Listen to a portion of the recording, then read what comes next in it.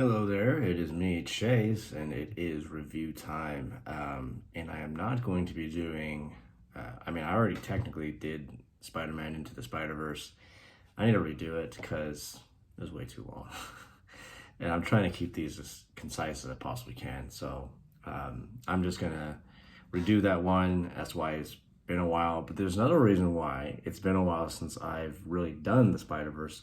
And that's because my mind has been preoccupied with something else I found on Netflix, and that's what I'm going to be talking about in this. And hopefully, this won't go too long, but I may have a lot of things to say about this for different reasons. I was actually, I was getting ready to make some dinner the other night, and then I see on Netflix, like there's this. I usually, I might listen to it. It just depends on what kind of mood I'm in, I guess. Sometimes I'll listen to a sermon or usually something from R.C. Sproul. I've always just enjoyed R.C. Sproul. Can never get tired of him. Something like that, or I'll just watch a movie or something like that, or a show. So I went on Netflix and I just went to see what's going on Netflix.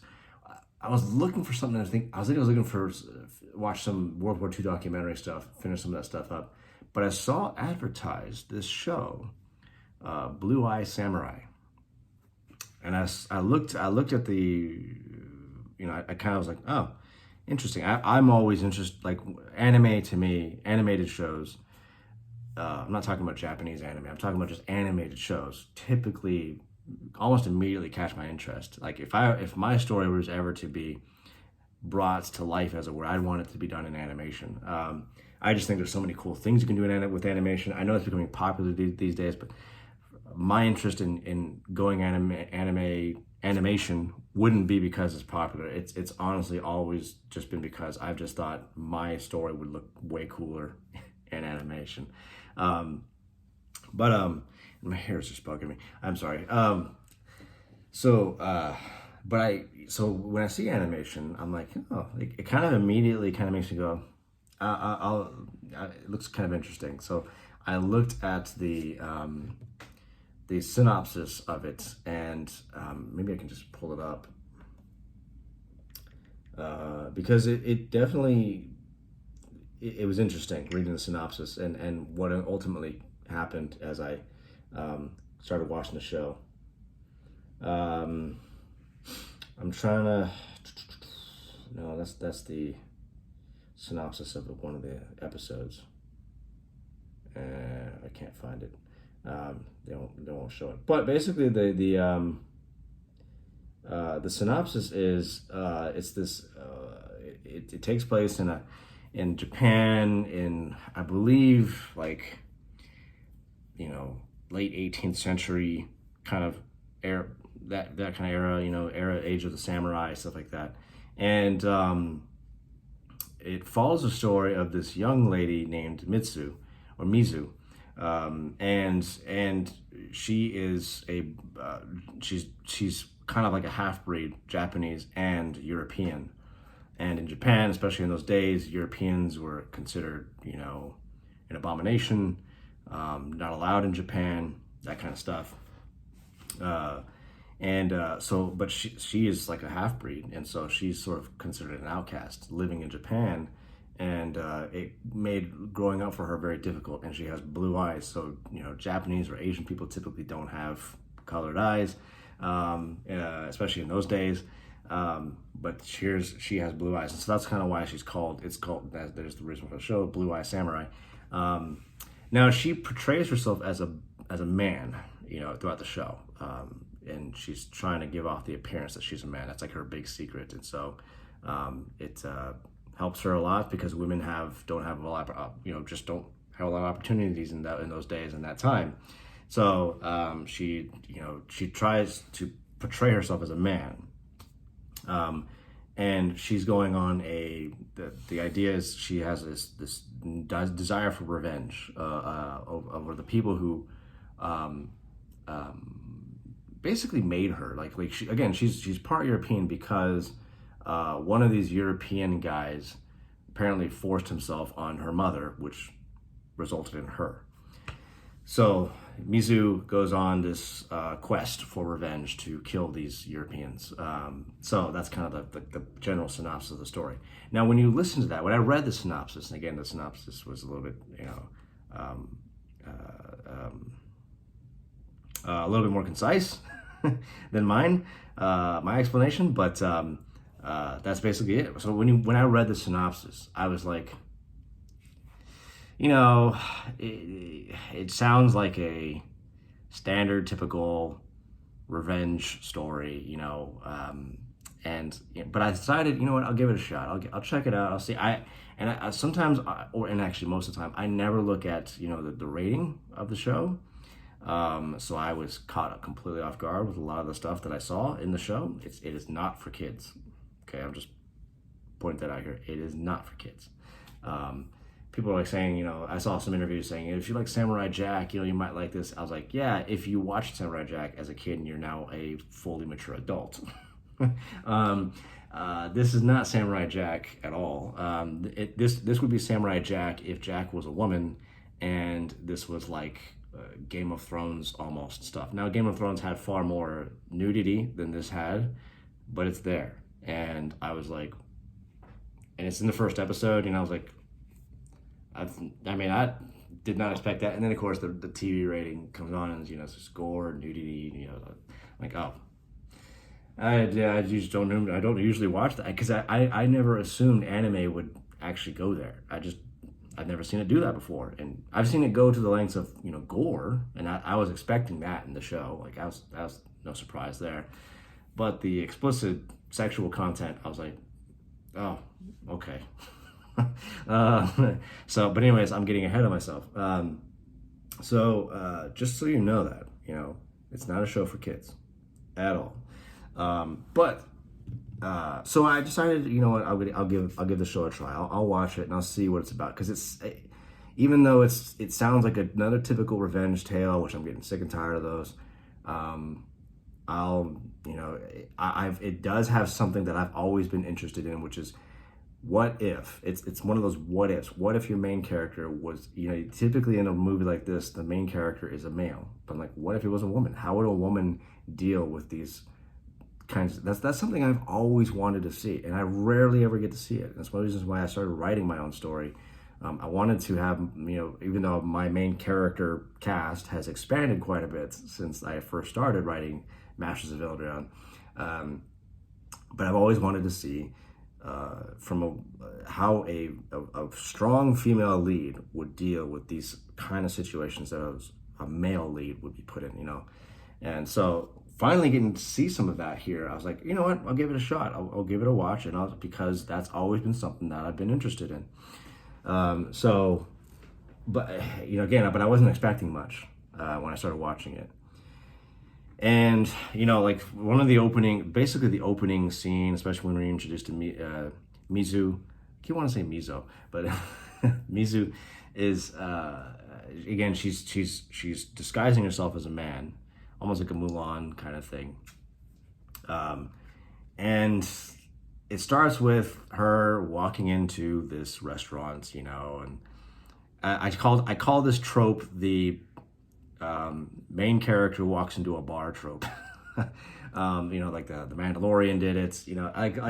It seems to be just the standard way to introduce your main character. They go into a bar, and then you already know what's going to happen. Someone's going to cause a problem, and then your main character's going to get involved, and you get to see them in combat. I'm like, oh, we've done that so many times. So that's where this was going. And then of course, it sort of does that a little bit, but it does. It basically does that. And then of course you have the sidekick of the main character happens to be working in that restaurant. And, he's kind of like a sad, weak, pathetic little guy, can't stand up for himself. He's handicapped. He doesn't have hands. I forgot the guy's name, but he's like this big guy. He's kind of heavy. He doesn't have hands. But so he's there, of course. Mizu and him, they don't know each other yet. But when Mizu gets involved in the incident that happens there, then he's like, wow, she's amazing. Well, he doesn't know that she's a she. He thinks she's a he. and doesn't find out till the end of the episode that she is a she. And the way he finds out is, I mean, if you watched the show, you'll see how. But so, but you know, the little, a quick little happens. Mizu cuts off this guy's fingers and makes him tell her where he bought this gun that he was using to threaten people with in the restaurant, you know, including herself. But of course, the psychic characters he gets all enthralled by this. He's like, wow, it's amazing, and then wants to follow her. And then, you know, Mizu does the typical thing. No, you can't follow me. Leave me alone. I do everything by myself. I'm a loner, kind of thing like that. So when I saw all of this stuff, when I saw this, I was like, okay, you know, show's just being a typical, okay, nothing really groundbreaking here. This is all just kind of standard stuff. I'm not really seeing anything that would just make me go. I mean, it's not terrible, but it's like, I've seen this before, you know. This is like old trope stuff here, you know, like the sidekick sees the main character do something amazing and goes, wow, I love that, you know, and I'm just gonna suddenly just up and in and just follow him, and you know, so that's kind of that's where it was starting. But it actually does get really interesting after a while, like, and again, I'm not gonna go into all the details, but you know, it's like the show, it's almost like they deliberately led you into a trope just to like catch you off guard. There's so many more levels to this show, and that was just the first episode. But you know, again, and then the first episode was it got to a point where you see Mizu fight, and she's just kicking butt. She's beating up all these guys. And you know, for a while there, I'm certainly thinking, I kept going back and forth. Like I'm terrified that this show is not going to work, because like now I'm interested, now I'm invested. Especially when they started showing a lot of flashbacks to Mizu's childhood, that's getting me invested in this show. And it was starting to tell me that, okay, these people aren't aren't trying to make another strong woman show, anything like that. But then it will do something that makes you go, oh no, are they gonna mess it up? Are they gonna mess it up? They're gonna mess it up, aren't they? You know, like I was just kind of like constantly back and forth going, oh man, they're gonna mess it up. Because she starts to fight and she's just like, bam, just beating guys up like crazy, just easy, and she's taunting them, you know, and I'm going, okay, are they actually gonna do this? They're gonna do the trope of this, like, she's just like way better. The woman is way better than all these other guys. And there was like other themes going on in the show, because it doesn't just follow Mizu, even though she's the main character. It follows another woman, I forgot her name, who is like a princess in this to this lord, who's a wealthy lord and whatever. And you know, her role in life as a woman is to just simply be married off and to make alliances, you know, and bring forth children. That's her only role in life. And then his son gets to be a little brat, basically doing whatever he wants, you know, while the woman has to do all these duties and everything like that.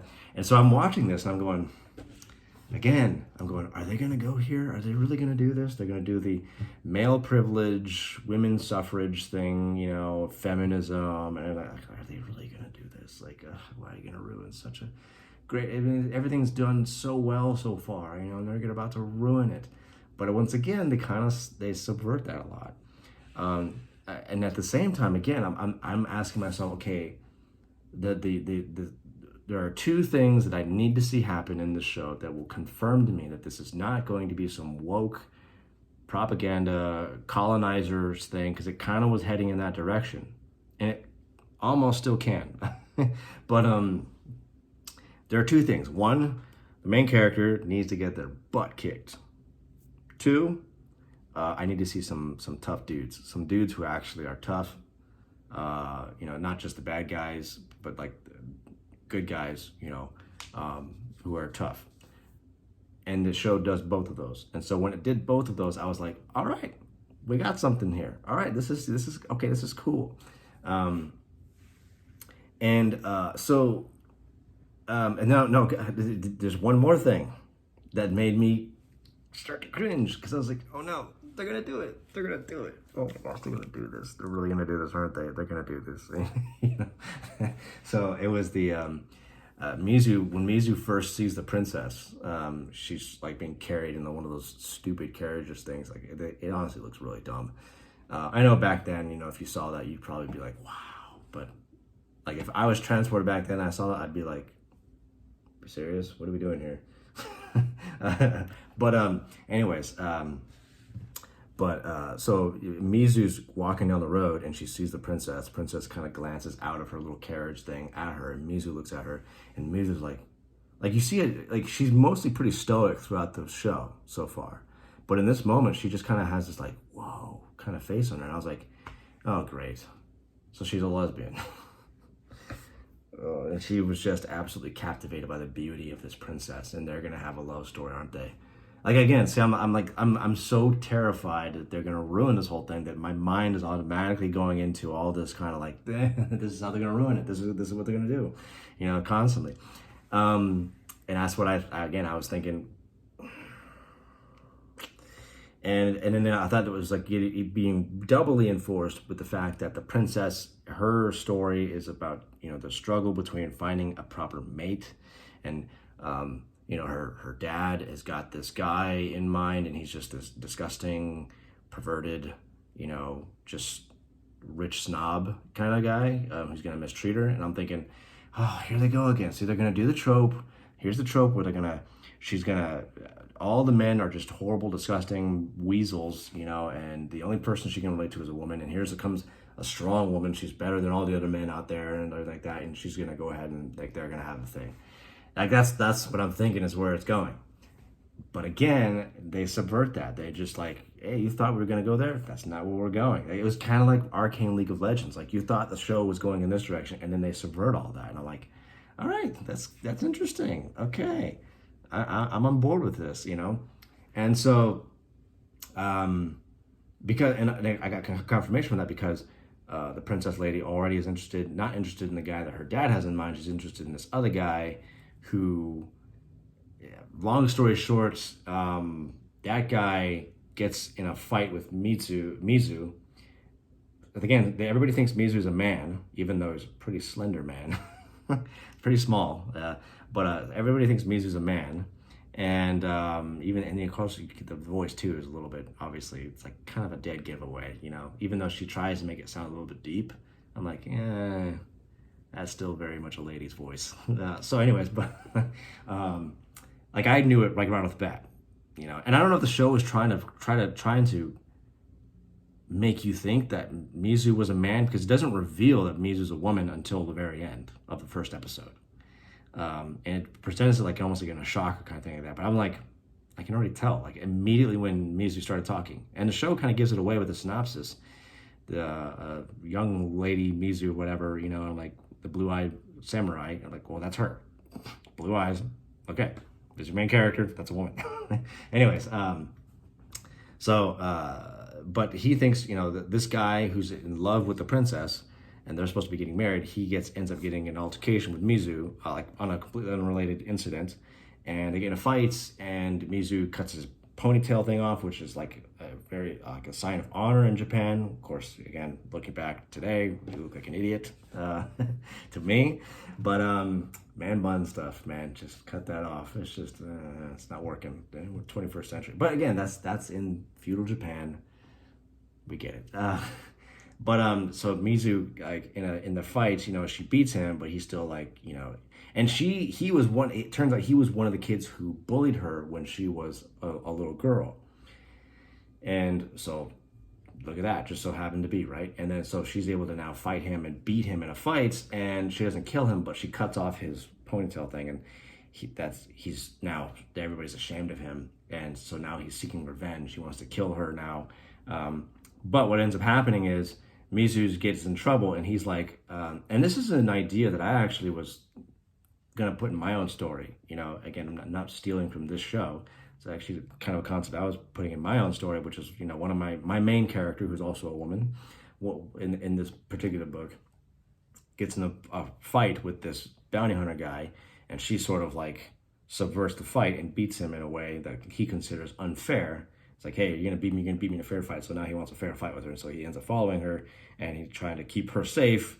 and help her recover from her own injuries so that he can fight her in a fair fight, kind of like that, you know. And that's kind of what they do with the show. So like this guy's like, he wants a fair fight with Mizu, but Mizu's like gets injured. Mizu gets her butt kicked in this show, but Mizu gets injured, and he's like, you know, I need you at your full health so that I can kill you properly, you know. Like, and so he's now tagging. He tags along for like one episode, trying to keep Mizu alive, and until he can fight her and then kill her himself. Again, he still thinks, I'm saying her, but he thinks Mizu's a man. So, but later in the show, you start to see things start to happen, and Mizu and him start to get a little close, you know. I think that's a great dynamic. I love this. I was afraid they're gonna make Mizu just a lesbo, and I'm like, it just ruins it, you know. I've just so badly been wanting to see someone do a female lead, a strong female lead, who is tough as nails, but isn't gay. like why do you have to keep? They always do that. I don't know why they have to do that constantly. Mizu is still very much a woman, and that's one of the saddest parts of the show too. Like the show is very emotionally gripping. It is really, really good in terms of the emotional gripping. Like you really love these characters, especially Mizu. I think they do an excellent job of getting the audience to empathize with Mizu through her story, you know, and what she's been through and everything like that, her traumas and stuff.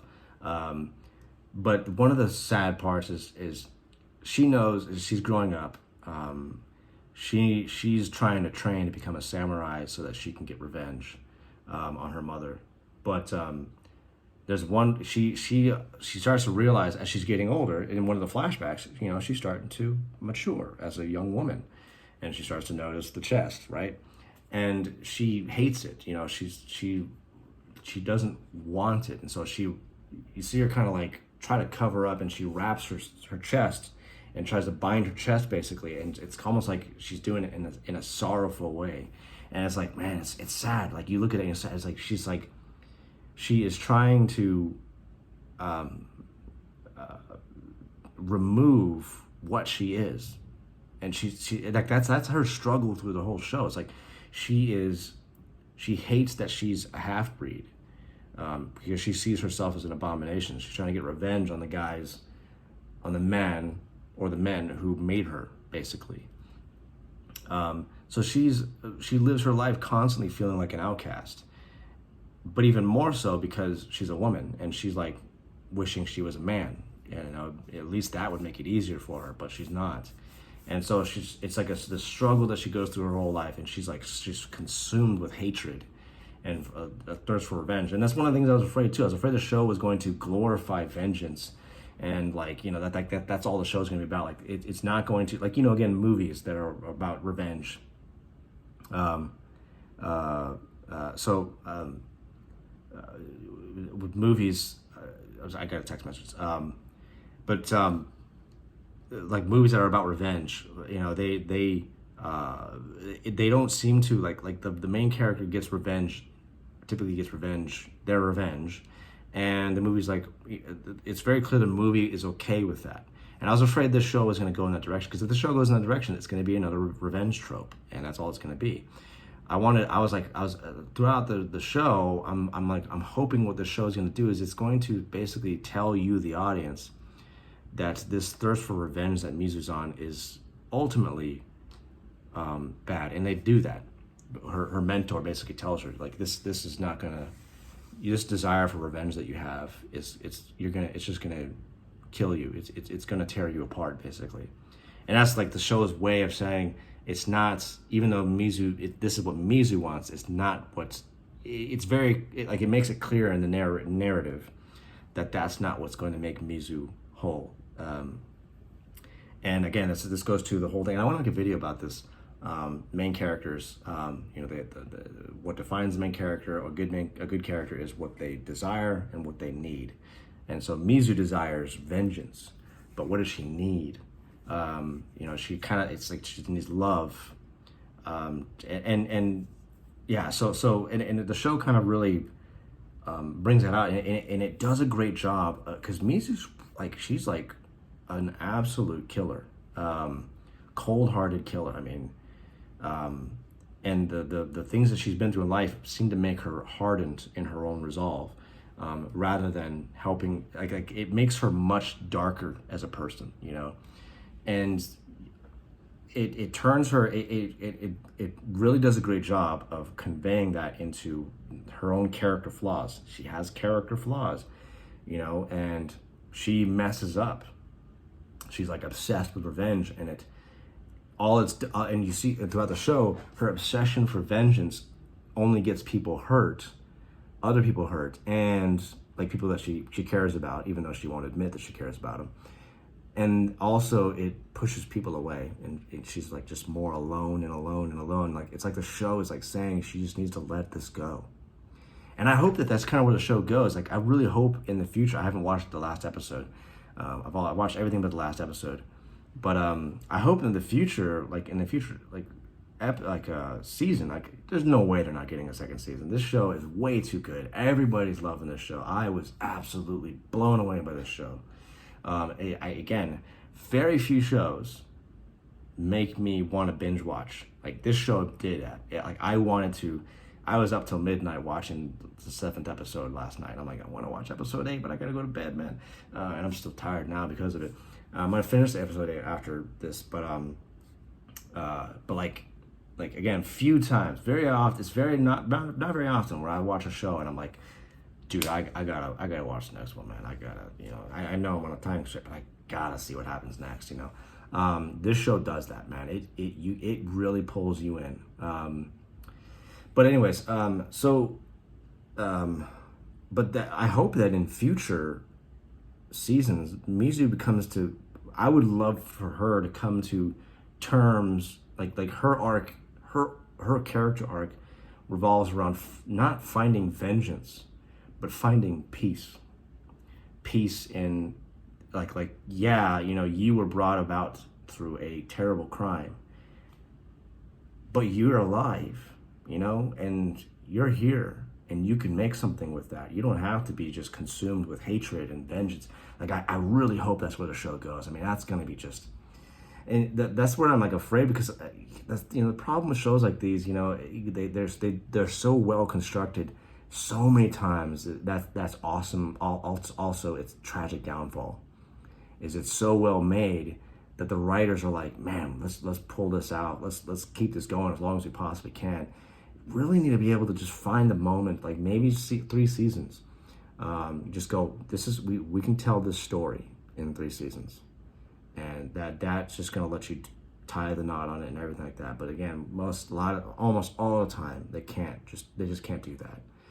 I don't know, the network or the program is like demanding, we need more, you know, because they make a lot of money on this, right? You know, that's one of the things I'm afraid of too. If my story ever gets that big, you know, like I intend for it to end at a certain point, no matter what. Just go, you know, it ends here. Yeah, but it's doing so well. We need it. No, it has to end here. I can't keep going. It's got to end here. You know, I care too much about the story to want it to die a slow, painful death, like I've seen so many times. Anyways, so it's just an incredibly well done show. It's just the animation's beautiful. Now, that all being said, okay, let me just say here again, I just love the fact that the show does not present Mizu as just this Mary Sue. She gets her butt kicked and she gets stabbed. She gets just knocked unconscious. She's just, and they put her in positions like when she went up against like this entire army of dudes with like these claws and whatever.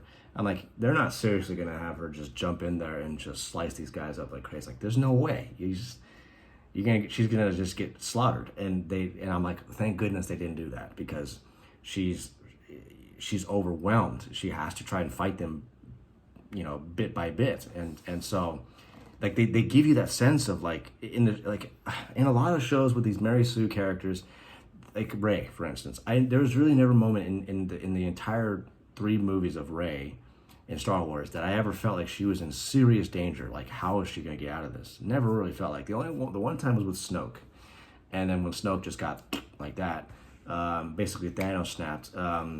with no payoff, didn't have to work for anything. After that, I was like, well, it seems like Rey is just completely in the clear.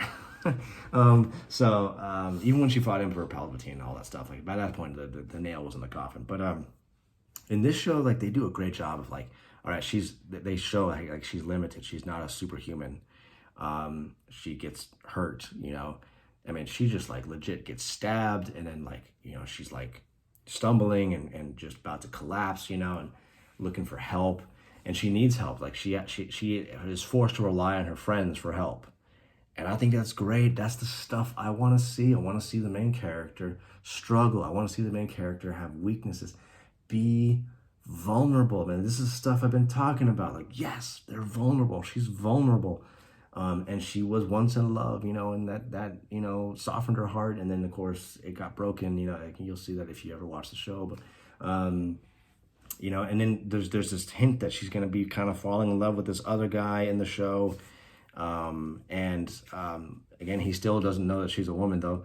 I'm like, yes, I'm all for that stuff. Yes, that's what I like to see. I love to see the main character struggle with vulnerabilities and weaknesses. Like, they have to, man. That's one of the things that makes the show great, is you see the main character struggle. Now, that being said, there were moments in the show where I was like, okay, it's going a little bit too far here. Right? There's the moment towards the latter half of the show where Mizu infiltrates this castle, this fortress, to kill the guy that she's trying to kill. And she has to run through traps. She gets, one of the traps sticks a metal rod right through her foot, like right there. And she just keeps going. I'm like, dude, like that's got to disable that foot from where you got stabbed from. Like, you got a lot of bones and stuff right there that are important for your foot to pivot and move and stuff like that. And you just got to shank right through that. Like, how are you walking? Like, there's just no way. It's just not going to happen, you know. She keeps going, and she just fights off and kills like 30 guys. And then there's another part in the same episode. I mean, she has just gotten mauled. And yet she saves her friend, who's a guy, okay? And he's definitely, you can tell just by looking at him, he's bigger than she is. The two of them, he falls out of a window or out of a busted up wall from an explosion that she caused to kill this boss kind of character. And she grabs him before he can slip and fall, but she falls off with him, and then ends up with him on her back. He's like unconscious, and she's like struggling to climb up this wall. She's scaling a wall, a brick wall basically, with him on her back. And like, okay, look, I'm sorry, man. That woman is like, she can't be any bigger than like 135 pounds. No way. You're just not doing it. And after everything you've just been through, ain't gonna happen, man. Just no way. So there was like moments like that where I was like, okay, the believability just kind of went right out the window a little bit. No pun intended, because they were literally launched out a window. In that scene. So there were moments like that where I was like, okay, now they just went too far. There were other things too, where like they put music like the soundtrack is beautiful. You know, the show has its kind of own soundtrack, its own theme, and it's really nice. It's really lovely. It's really beautiful. I think it's like kind of like, it captures Mizu's emotional struggles. You know, it's Mizu's music basically. Mizu's melody, as it were. And again, it's because it's in Japan. The music's very Japan-like, and it really embraces the musical culture and stuff like that. But then there were these moments when Mizu fought, and when they went to like some modern music, like today music stuff like that. And I just felt like that music was like way out of place, and it just kind of took me a little bit out of the scene. I was like, I'm not sure about that. You know, like that was a little bit weird. That was a bit of an interesting choice. And so, you know, it is what it is. It still was fun to watch, even though, again, a lot of it, you know, you had to really suspend believability for a lot of it. But especially the part where she's scaling a wall with this dude on her back. She got the crap beat out of her. She had a shank through her foot. You know, I mean, all kinds of stuff that happened to her, and she's carrying this dude who's probably somewhere upwards of 190 pounds, you know, on her 135-pound back. And he's not helping at all. He's just holding on to her.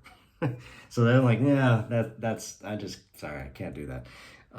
But and it's also blistering cold outside. So I digress. No, okay, now let me address again the explicit content part. You know, call me a purist.